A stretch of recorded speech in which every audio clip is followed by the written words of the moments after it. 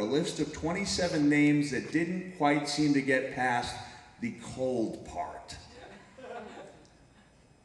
I'm talking about Chili McFreeze,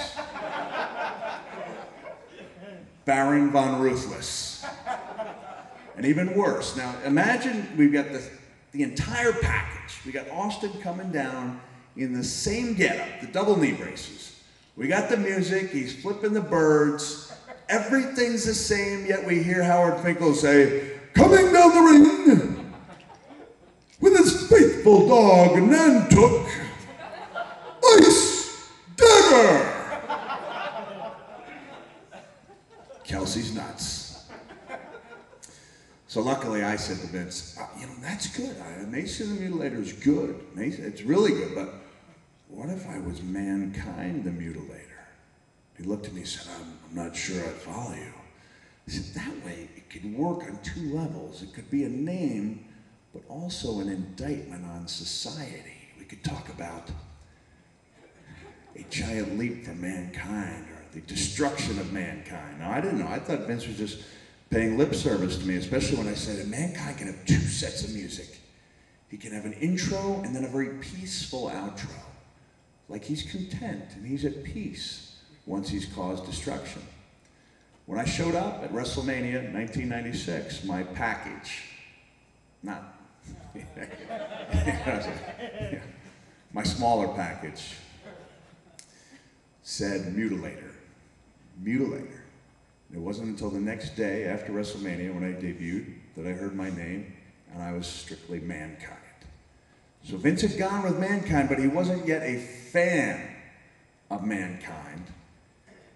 And he felt when guys like Bruce Pritchard or JR had told him that, you know, the guy's got a pretty interesting background, you know, you might want to work some of his real life into it. So I was told they wanted to do an in-depth series of interviews with Jim Ross, where I would talk to the audience like I'm talking to you guys. But that time I said, you know, I've been working on this character. I want people to believe in it. What if we do the interview and all the answers are legit, but I'll do them in character? I said, well, it sounds really interesting. I mean, at that time we didn't script anything, you know.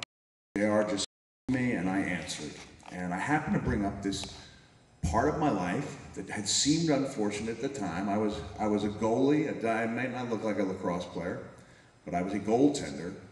And rumor has it, after all these years, that I was crazy, that I didn't even wear protection. I'm not talking about that protection. The truth is, when I finally had a chance to, it had been in my wallet so long that it crumbled. I didn't even know rubber could crumble. So I'm not talking about that type of protection. I'm talking about chest protector. Didn't use it. When it came to the athletic cup, the truth is, even before knee surgeries and an extra 100 pounds or so, I was arguably the slowest guy in the school. So I found that if I took the athletic cup out and discarded it, I could run my laps a little quicker. On this particular day, I forgot to put the cup back in. If anyone's ever seen a lacrosse game or felt one of those balls, I bet you have.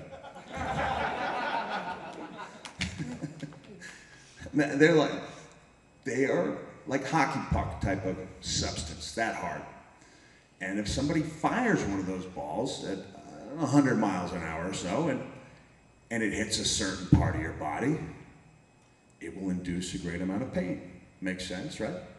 So I was telling this story on television in front of JR, and I said, this is 1997 Mankind, right? Jimmy, I went down like I'd been shot, and the next day, I made it to school even though my testicle was the size of a grapefruit.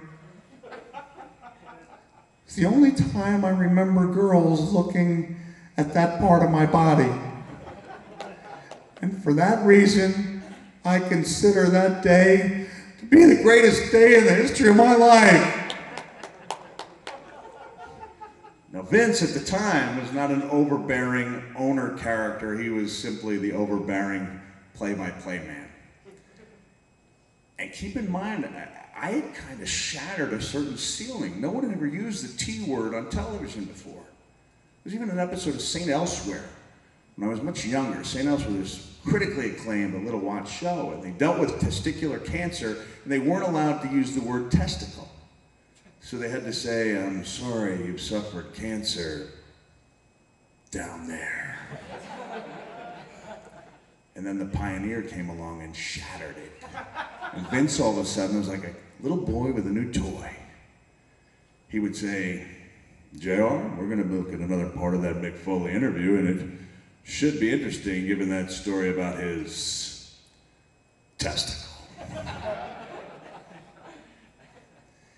And then when Vince did become a character, he all of a sudden became the guy with testicles the size of grapefruits. Thievery, am I correct? Blatant, outright thievery. If it hadn't been for the fact that he was the guy who signed my checks, I might have done something about it.